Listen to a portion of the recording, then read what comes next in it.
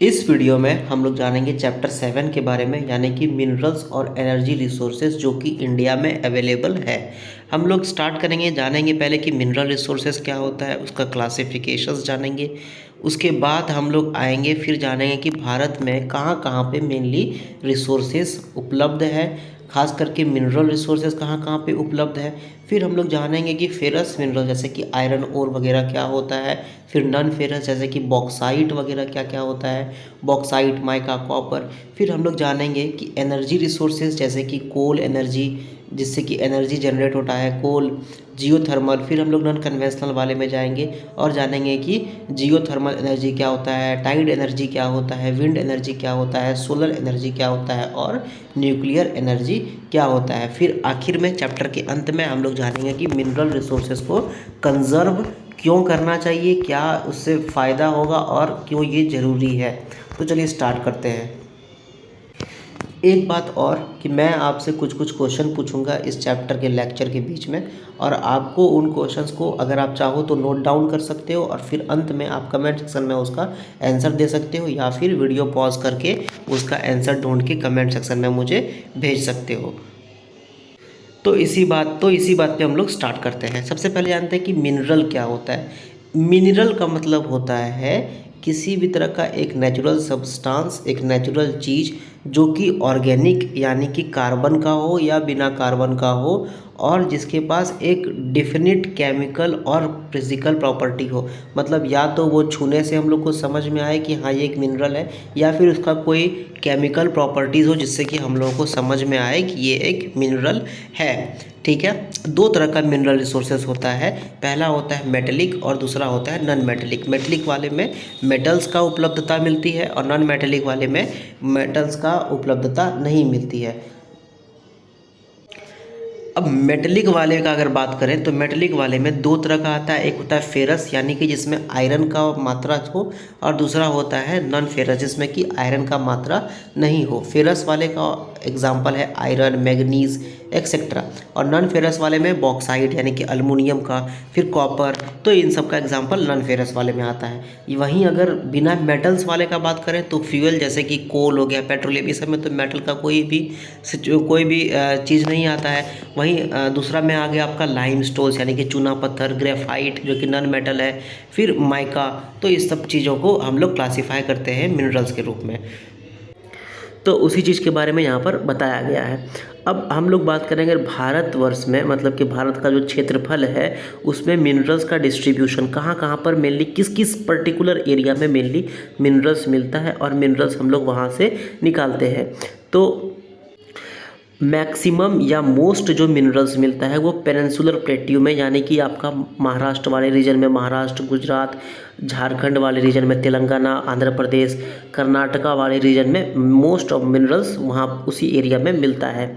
97% कोल reserve तो सिर्फ Damodar valley में मिलता है। दामोदर रिवर कहाँ पे होता है, आप लोग कहाँ से उसका ओरिजिनेशन होता है आप मुझे कमेंट सेक्शन में बताओ। 97% जैसे मैंने बताया कि कोल रिजर्व जो है वो दामोदर, सोन, महानदी और गोदावरी का वैली में मिलता है। वैली का मतलब जहाँ से रिवर नीचे, जैसे पहाड़ से जो नीचे गिरती है वो एरिया जो बनता है उसको वैली बोलते हैं।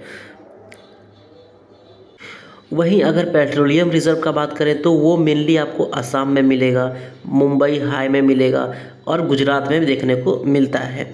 ठीक है, उसके बाद मेजर जो मिनरल रिसोर्सेस है वो मंगलूर और कानपुर को जो जोड़ने वाली एक लाइन है, यानी कि इस प्रकार का जो लाइन है उसके ईस्ट साइड में मैक्सिमम मिलता है। यानी कि वो बोल रहा है छत्तीसगढ़ वाला एरिया, आपका उड़ीसा वाला एरिया, झारखंड वाला एरिया। ठीक है, तो अभी हम लोग पहले थोड़ा सा देख लेते हैं कि कहाँ कहाँ पर मेनली रिसोर्सेस मिलता है एक मैप में। तो ये देखो, ये एक भारत का मैप है। ये बोल रहा था कि कानपुर और मैंगलोर ये वाले एरिया के ईस्ट साइड में, मतलब कि इस एरिया में मोस्ट ऑफ द रिसोर्सेज आपको देखने को मिलेगा, पेनिनसुलर प्लेट्यू यानी कि ये वाला एरिया में। ठीक है, तो हम लोग जैसे जैसे चैप्टर को पढ़ते जाएंगे हम लोग जानते जाएंगे कि वहाँ पर क्या क्या आपको देखने को मिलता है। तो पहले हम लोग जानते हैं north eastern plateau region. North eastern, Bharat का नॉर्थ ईस्ट तो आपको पता ही है। अब नॉर्थ ईस्ट का प्लेट्यू यानी कि जो अपना पेनिनसुलर प्लेट्यू का था, जैसे मैंने आपको बताया पेनिनसुलर प्लेट्यू एक ट्रायंगल टाइप का है मेनली। ये दिल्ली से लेकर के आपका छोटा नागपुर प्लेट्यू तक और यहाँ पे कर्नाटक के एंड तक में, ठीक है। तो उस रीजन में नॉर्थ ईस्ट का बात हो रहा है, मतलब इस रीजन का बात हो रहा होगा।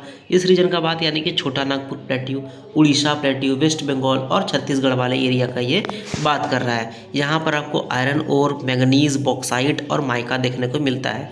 तो जैसे मैंने बताया कि नॉर्थ ईस्ट पेनिनसुलर प्लेट्यू यानी कि ये वाला रीजन का बात हो रहा था, वेस्ट बंगाल, ठीक है, छोटा नागपुर प्लेट्यू, छत्तीसगढ़ और उड़ीसा प्लेट्यू, इसका यहाँ पे बात हो रहा था। अब दूसरा यहाँ पे बताया जा रहा है वो है नॉर्थ वेस्ट, यानी कि ये राजस्थान का जो अरावलीज है वहाँ से लेकर के गुजरात के कुछ पार्ट्स और धारवाड़ सिस्टम जो आपका कर्नाटक वाले एरिया में आता है, उस रॉक्स में ये ज़्यादातर यहाँ पर मिलता है। इसमें आपको देखने को मिलेगा कॉपर, जिंक और अलग अलग मिनरल्स। राजस्थान बहुत ही रिच है मिनरल्स में, खास करके जिप्सम में।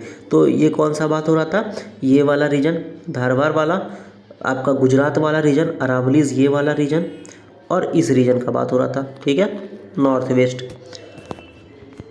अब नेक्स्ट हम लोग अगर जाने तो हिमालयन बेल्ट का बात बताया जा रहा है। हिमालयन बेल्ट में भी मिनरल्स है लेकिन बहुत ज़्यादा नहीं मिलता है कंपेयर टू पेनिनसुलर प्लेट्यू।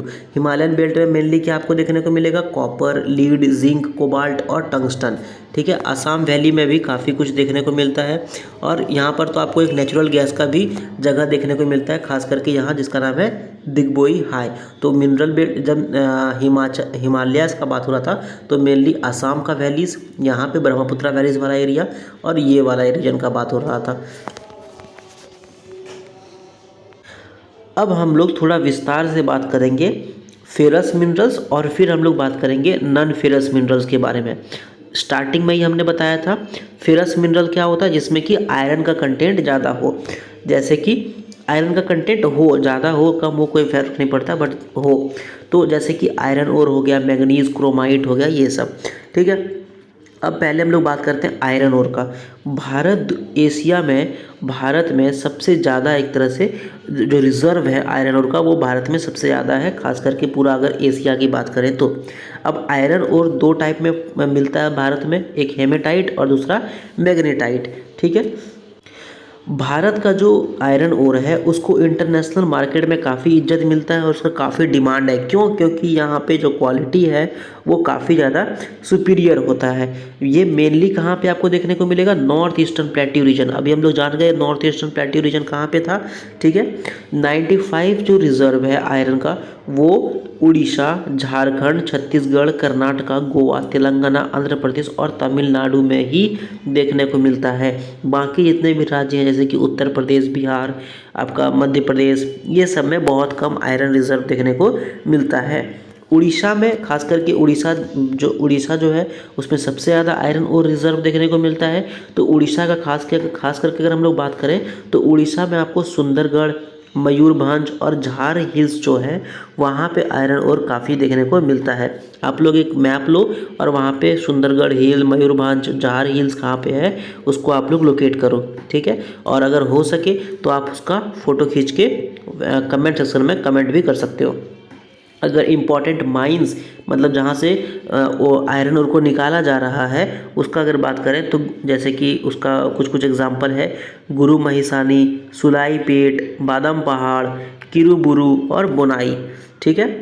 वहीं झारखंड का अगर बात करें तो झारखंड में भी कुछ रीजन है जो बहुत ज़्यादा आयरन ओर जहाँ पे मिलता है और झारखंड में तो ओल्डेस्ट आयरन ओर माइन जो था वो झारखंड में ही उसको इस्टेब्लिश किया गया था। कुछ जो इम्पोर्टेंट माइंस हैं जैसे कि नोवा मंडी हुआ, गुआ हुआ, जो कि पूर्वी और पश्चिमी सिंहभूम डिस्ट्रिक्ट जो कि झारखंड में आता है वहाँ पे ये लोग लोकेटेड है। उसके बाद ये बेल्ट जो है जहाँ पे आयरन ओर मिलता है वो बढ़ते जाता है और आगे बढ़ के ये दुर्ग, दांतेवाड़ा, बैलाडीला, दिल्ली और राजनारा में भी ये जाकर के पहुँच जाता है। कर्नाटका का अगर बात करें तो ये मेनली आपको संदूर हॉस्पेट एरिया जो कि बेलारी डिस्ट्रिक्ट में वहाँ पे मिलता है, बाबा बुधान हिल्स जो कि कुद्रेमुख में है वहाँ पे मिलता है और शिवमोगा डिस्ट्रिक्ट में मिलता है, चित्रदुर्ग में मिलता है, टुकामुरा में मिलता है। यही सब एरिया में यहाँ पे ज़्यादा देखने को मिलता है, तेलंगाना में भी कुछ कुछ आयरन ओर है, जैसे कि चंद्रपुर हो गया, भंडारा हो गया, रत्नागिरी हो गया, जो कि महाराष्ट्र में है। सॉरी, चंद्रपुर, भंडारा, रत्नागिरी महाराष्ट्र में है। करीमनगर, वरंगल जो है वो तेलंगाना में है। कर्नूल, कुडप्पा, अनंतपुर डिस्ट्रिक्ट जो है आंध्र प्रदेश में, और सलेम और नलगिरी डिस्ट्रिक्ट तमिलनाडु में जो है वहाँ पे आयरन ओर काफ़ी देखने को मिलता है। तो ये था डिस्ट्रीब्यूशन आयरन ओर का। ये वाला रीजन का बात हो रहा था। आयरन ओर कहाँ पे मिलता है मेनली, तो आपका उड़ीसा, झारखंड, आंध्र प्रदेश, तेलंगाना, महाराष्ट्र का कुछ पार्ट और कर्नाटका का कुछ पार्ट। ठीक है, अभी यहाँ पे आप देखो आयरन ओर फील्ड्स का अगर बात करें तो ये वाला रीजन में आयरन ओर फील्ड देखने को मिल रहा है, आपको यहाँ पे देखने को मिल रहा है, यानी कि झारखंड, वेस्ट बंगाल और उड़ीसा वाला एरिया में। फिर आपको कर्नाटका का एरिया में देखने को मिल रहा है, और ये महाराष्ट्र का ये वाला एरिया देखने को मिल रहा है, रत्नागिरी, गोवा वगैरह। ठीक है,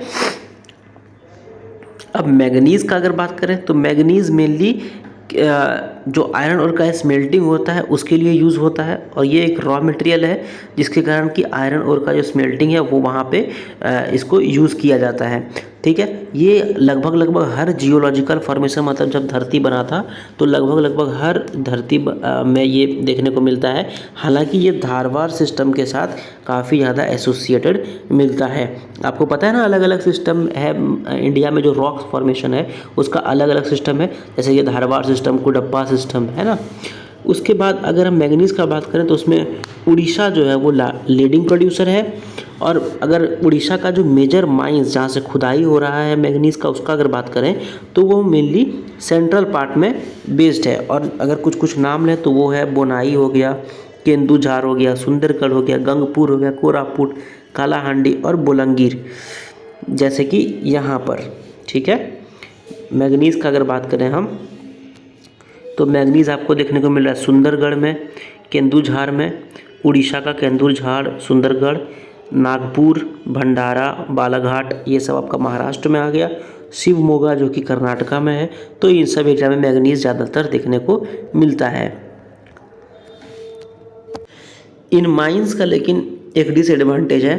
डिसएडवांटेज ये है कि जो ये माइंस जहाँ पर खुदाई होता है मैंगनीज़ का, वो आयरन स्टील प्लांट से काफ़ी दूर दूर में स्थित है।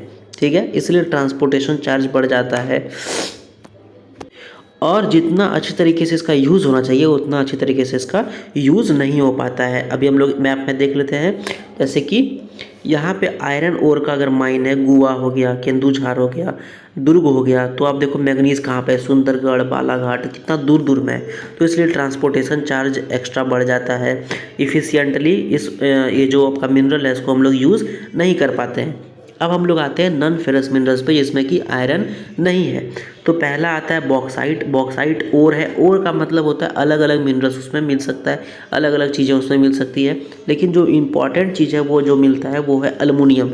तो बॉक्साइट से क्या मिलता है, अल्मुनियम। ये आपको कहाँ देखने को मिलेगा, ये मेनली जो टर्शियरी डिपॉजिट्स है या फिर जो लेटराइट रॉक्स है उसमें देखने को मिलता है, या फिर प्लेट्यू में देखने को मिलता है, या हिल रेंजेस जो कि पेनिनसुलर इंडिया में है वहाँ देखने को मिलता है। इसमें अगेन उड़ीसा जो है वो लार्जेस्ट प्रोड्यूसर है बॉक्साइट का। भारत में जितना भी स्टेट जहाँ पे बॉक्साइट प्रोड्यूस हो रहा है उसमें से उड़ीसा सबसे ज़्यादा, जिसमें कि नाम है कालाहांडी, और संबलपुर जो है वो काफ़ी ज़्यादा वहाँ पे प्रोडक्शन हो रहा है बॉक्साइट का। ठीक है, और दो एरिया जैसे कि बोलांगीर और कोरापुट, यहाँ पर भी उड़ीसा का प्रोडक्शन होता है, और भारत देश में भी यहाँ पर इस एरिया से प्रोडक्शन किया जा रहा है। अगर झारखंड का बात करें तो लोहरदगा पैटलैंड्स जो है। अब आप लोग मुझे ये बताओ कि पैटलैंड क्या होता है। ठीक है, लोहरदगा पैटलैंड जो है वो भी, उसमें भी काफ़ी ज़्यादा बॉक्साइट देखने को मिलता है। गुजरात, छत्तीसगढ़, मध्य प्रदेश में भी अच्छा खासा बॉक्साइट देखने को मिलता है। छत्तीसगढ़ में बॉक्साइट का जो एरिया है वो है अमरकंटक प्लेट्यू, और एमपी में कटनी और जबलपुर एरिया। ठीक है, अभी हम लोग मैप में देखें तो अगर मैप में देखेंगे हम लोग तो छत्तीसगढ़ में अमरकंटक, ठीक है, बिलासपुर, उड़ीसा में कोरापुट, और मध्य प्रदेश में कटनी। ठीक है, तो ये सब एरिया में बॉक्साइट का प्रोडक्शन बहुत ज़्यादा अच्छा खासा हो रहा है। अब कॉपर का अगर बात करें तो कॉपर मेनली किसके लिए इस्तेमाल करता है, वायर बनाने के लिए, इलेक्ट्रिक मोटर्स बनने के लिए, जनरेटर्स बनाने के लिए, ट्रांसफार्मर्स बनाने के लिए, और ये जो है वो एलॉयबल है, मतलब इसको दूसरे मेटल्स के साथ मिला करके कुछ नया मेटल बनाया जा सकता है। मिलिएबल है, इसको पीटेंगे तो ये लंबा हो जाएगा। उसके सर डक्टाइल है, मतलब कि ये चमकदार है, इसको पीटेंगे तो ये लंबा होगा। ठीक है, तो ये सब इसका प्रॉपर्टीज़ है। ये गोल्ड के साथ भी इसको मिला करके ज्वेलरी बनाया जाता है। कॉपर डिपॉजिट मेनली आपको झारखंड में देखने को मिलता है, सिंहभूम डिस्ट्रिक्ट में, और मध्य प्रदेश में जो बालाघाट डिस्ट्रिक्ट है वहाँ पर भी देखने को मिलता है। राजस्थान में झुंझुनू और अलवर डिस्ट्रिक्ट में भी कॉपर देखने को मिलता है। ठीक है, अभी हम लोग मैप में देख लें फटाफट।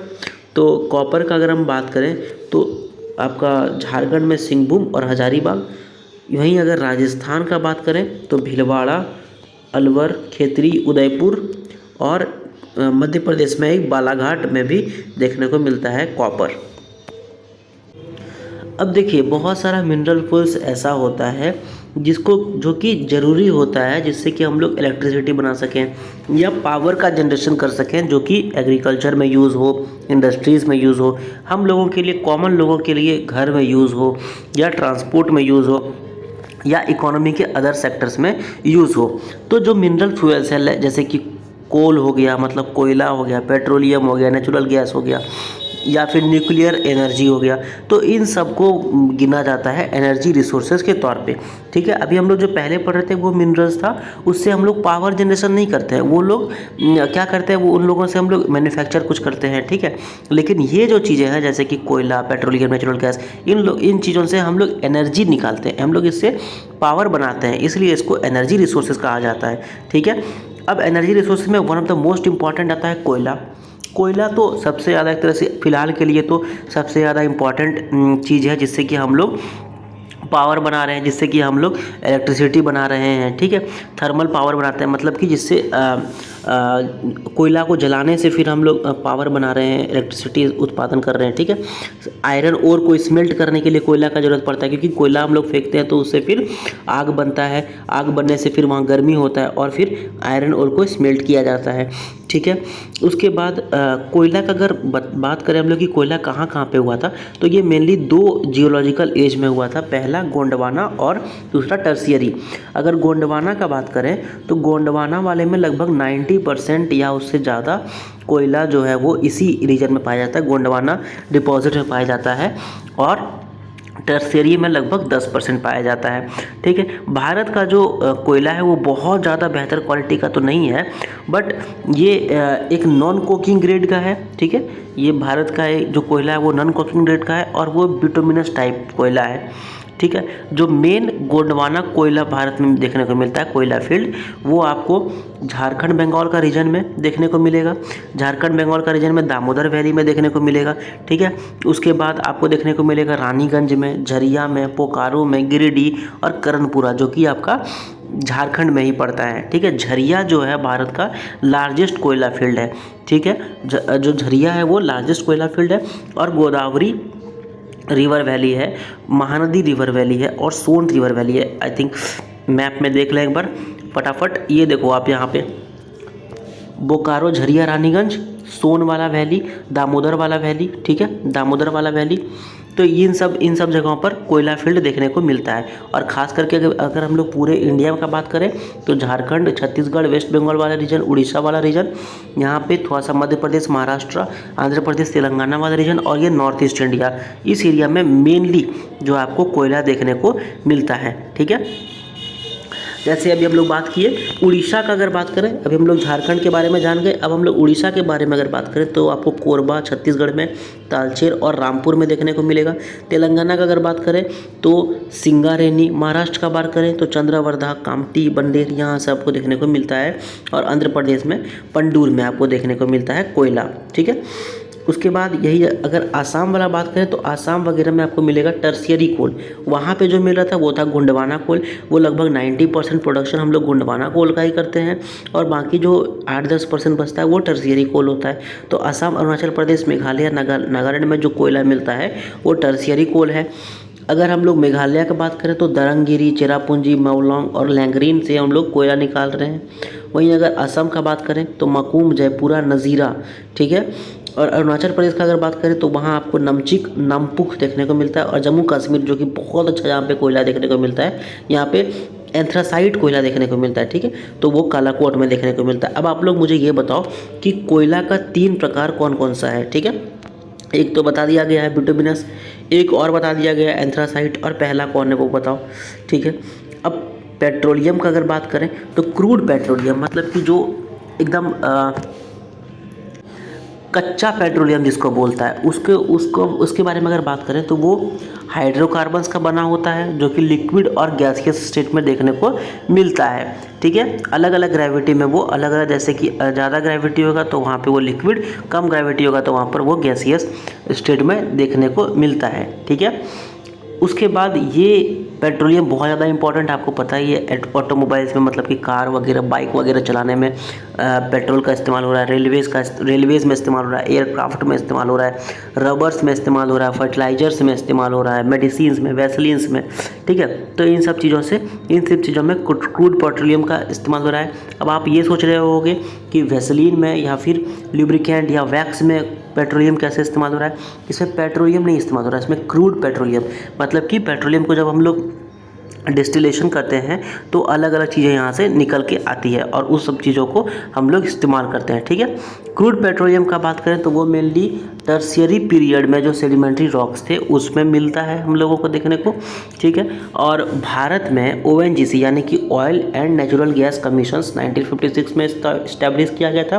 तब से लेकर के अभी तक असम का जो दिग्बोई है वो ही एक मेनली ऑयल प्रोड्यूसिंग रीजन है, लेकिन 1956 के बाद वो चेंज हो गया और अब हम लोग मुंबई हाई यानी कि महाराष्ट्र के पास, गुजरात में अंकलेश्वर, ठीक है, असम में दिग्बोई, नाहरकटिया, मोरान, ये सब जो एरिया है वो काफ़ी ज़्यादा इम्पॉर्टेंट हो गया।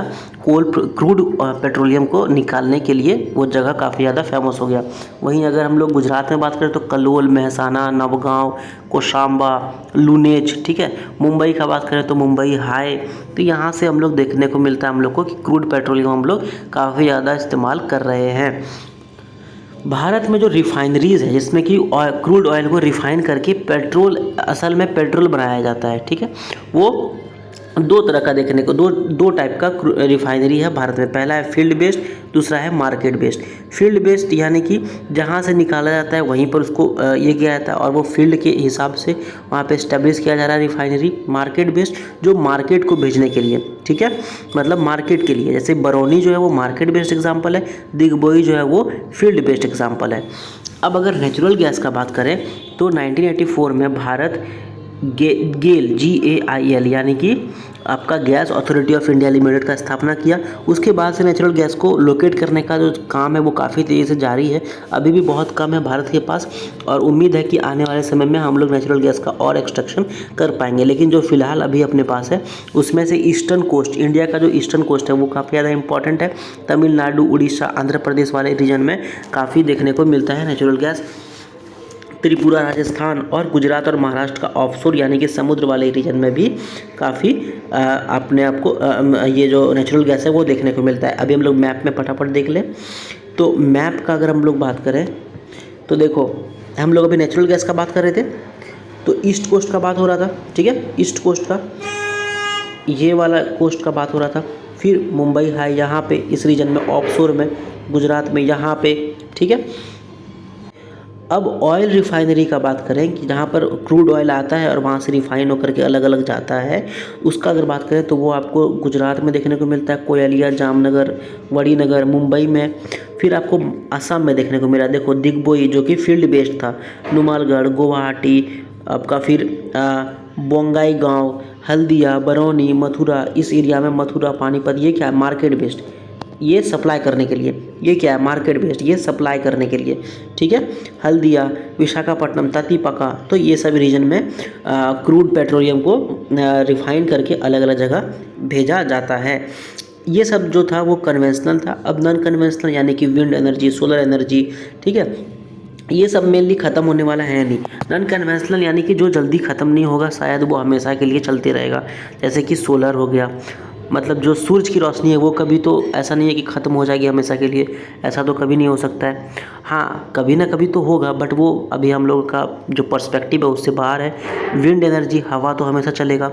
हाइड्रो जियोथर्मल एनर्जी, मतलब जो पानी आ रहा है उससे, जो धरती से पानी आ रहा है, हॉट स्प्रिंग से जो हम लोग निकाल रहे हैं एनर्जी, वो बायोमास, जो एनिमल्स डंग करते हैं या एनिमल्स का जो वेस्ट है उसको यूज़ करके इलेक्ट्रिसिटी निकालना, तो इन सबको हम लोग बोलते हैं नॉन कन्वेंशनल एनर्जी। ये सब इको फ्रेंडली है, यानी कि इन्वायरमेंट फ्रेंडली है, और इनसे हम लोग जो है सो काफ़ी ज़्यादा सस्ते सुविस्ते रूप में बिना इन्वायरमेंट को क्षति पहुंचाए एनर्जी निकाल सकते हैं। पहला बात करें हम लोग अगर न्यूक्लियर एनर्जी का, तो न्यूक्लियर एनर्जी इसलिए यूज़ होता है क्योंकि कहा जाता है कि 1 amount of nuclear energy is equal to 1500 kg of coal.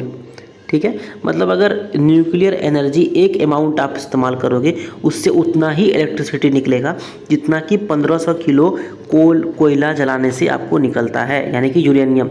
ठीक है, 1 अमाउंट ऑफ यूरेनियम अगर आप जलाते हो, उससे उतना इलेक्ट्रिसिटी निकलेगा जितना कि 1500 किलो कोयला जलाने से निकलता है। ठीक है, तो न्यूक्लियर एनर्जी के लिए 2 चीज़ें इंपॉर्टेंट हैं, यूरेनियम और थोरियम। यूरेनियम डिपॉजिट भारत में उतना ज़्यादा तो नहीं है, बट थोड़ा बहुत है, और जो है वो धारवाड़ रॉक्स में देखने को मिलता है। ठीक है, ये मेनली कहाँ पे आपको मिलेगा, धारवाड़ रॉक्स में और सिंहभूम कॉपर बेल्ट के आसपास, यानी कि झारखंड में कुछ कुछ रीजन में यूरेनियम मिलता है। राजस्थान में भी देखने को मिलता है, जैसे कि झुंझुनू, उदयपुर, अलवर, ये सब बस रिजर्व है, यहाँ से बहुत ज़्यादा एक्सट्रैक्शन अभी नहीं हो रहा है। छत्तीसगढ़ का दुर्ग रीजन, फिर हिमाचल प्रदेश का कुल्लू डिस्ट्रिक्ट और महाराष्ट्र का भंडारा डिस्ट्रिक्ट। थोरियम, यूरेनियम के कंपैरेटिवली थोरियम ज़्यादा है। ठीक है, और ये मेनली मोनाजाइट सैंड जो कि केरला में मिलता है और तमिलनाडु में मिलता है, वहाँ से थोरियम निकाला जाता है। अगर दुनिया का सबसे ज़्यादा रिचेस्ट मोनेजाइट डिपॉजिट का बात करें तो वो पलक्कड़ और कोल्लम डिस्ट्रिक्ट जो कि केरला में देखने को मिलता है, वहाँ पे ये एक तरह का सैंड होता है। ठीक है, और सैंड से फिर थोरियम को एक्सट्रैक्ट करके निकाला जाता है। अगर एटॉमिक एनर्जी कमीशन का बात करें तो वो 1948 में भारत ने इस्टेब्लिश किया था। उसके बाद से atomic energy institute of Trombay 1954 में, जो कि फिर उसको रीनेम करके BARC यानी कि भाभा एटॉमिक रिसर्च सेंटर 1967 में कर दिया गया।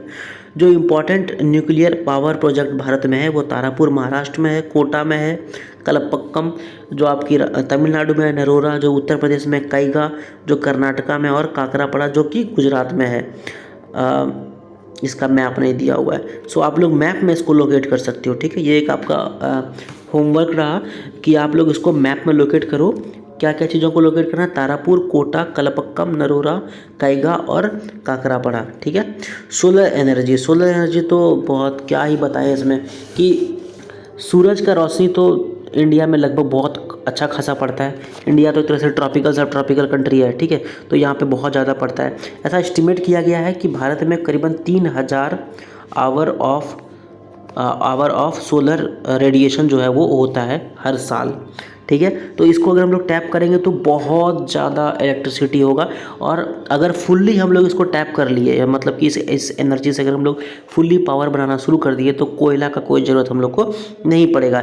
ये काफ़ी ज़्यादा इन्वायरमेंट फ्रेंडली होता है, ईजी टू कंस्ट्रक्ट, कि आप लोग अपना घर पे भी लगा सकते हो या फिर कोई पार्क है उस पर भी लगा सकते हो, कोई ख़ास इसमें ज़्यादा है नहीं। इससे हम लोग सोलर एनर्जी लगाने के बाद हम लोग सोलर कुकर लगा सकते हैं, हीटर्स लगा सकते हैं, यूज़ कर सकते हैं। ठीक है, भारत का जो वेस्टर्न पार्ट है वहाँ पे अच्छा खासा डेवलपमेंट हो रहा है, खास करके राजस्थान और गुजरात वाले एरिया में। लेकिन इंपॉर्टेंट ये है कि अब हम लोग नॉर्थ ईस्ट इंडिया में भी सोलर एनर्जी के लिए अब हम लोग हाथ आगे बढ़ाएं और इस पर काफ़ी ज़्यादा बातचीत करें और इसको हम लोग डेवलप करें। विंड एनर्जी में मेनली होता क्या है, 100 मीटर कि मतलब ज़मीन से 100 मीटर ऊपर हवा जो चलती है उससे फिर वहाँ पे पंखा घूमता है और उससे पावर बनता है। ठीक है, लेमैन शब्दों में यही है।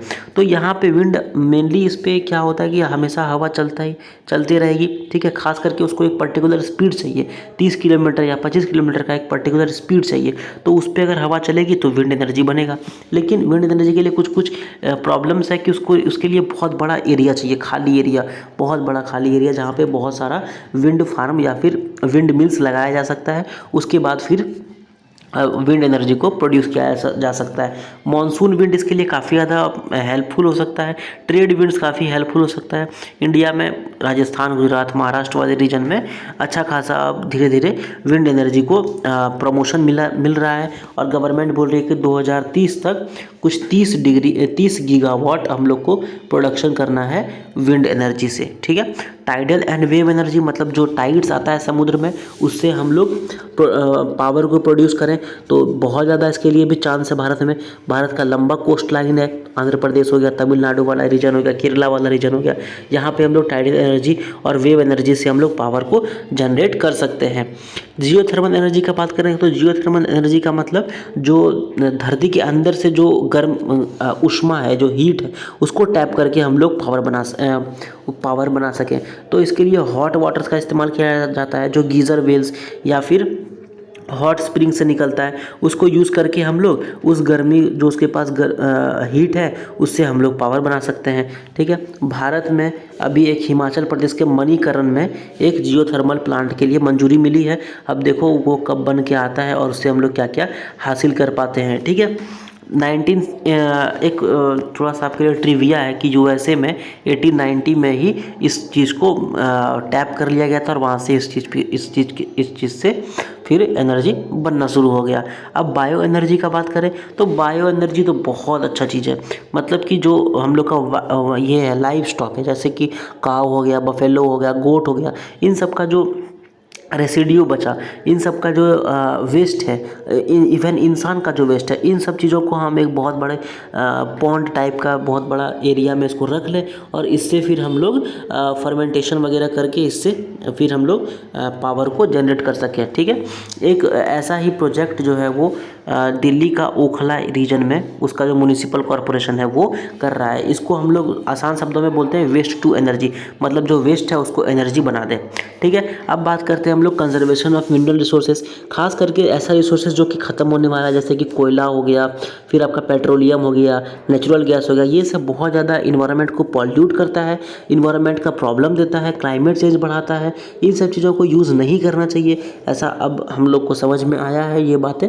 ठीक है। तो इन सब चीज़ों को धीरे धीरे करके हम लोग को यूज़ नहीं करना चाहिए, और हम लोग को देखना चाहिए कैसे हम लोग अल्टरनेट एनर्जी सोर्स जैसे कि नॉन कन्वेंशनल सोर्स जैसे कि सोलर एनर्जी, विंड एनर्जी, इन सब चीज़ों में जाएं और इन सब चीज़ों से एनर्जी निकालें और हम लोग अपना काम कर सकें। ठीक है। ताकि ये सब जो चीज़ें जैसे कि आपका कोयला हो गया, पेट्रोलियम हो गया, ठीक है, ताकि ये सब चीज़ें ख़त्म ना हो और हमारा आने वाला जनरेशन भी इन सब चीज़ों को यूज़ कर सके।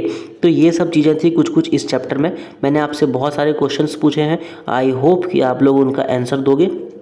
अच्छा, एक क्वेश्चन और, आपको क्या लगता है कि भारत में non conventional source of energy इतना ज़्यादा क्यों नहीं बढ़ पा रहा है? ठीक है, इसका भी आप लोग जवाब दे सकते हो कमेंट सेक्शन में। एंड अगर ये वीडियो आपको अच्छा लगा तो आप इसको लाइक करो, दोस्तों के साथ शेयर करो, कुछ भी पूछना है बताना है तो कमेंट करो, एंड चैनल को सब्सक्राइब करो। Thank you very much.